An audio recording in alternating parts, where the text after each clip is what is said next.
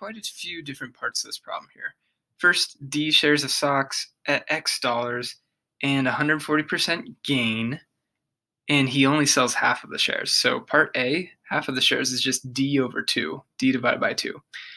Now part B, represent the capital gain on each of the shares. So this is interesting. They say one single share. That's what that word each indicates, one single share.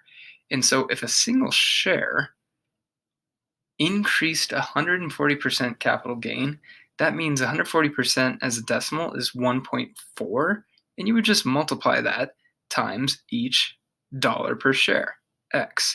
And so X represents, say if it was $30. If it increased by 140%, you'd multiply 1.4 times 30. And that would get you how much every single share gave you in capital gain. Now represent the capital gain earned on all the shares algebraically.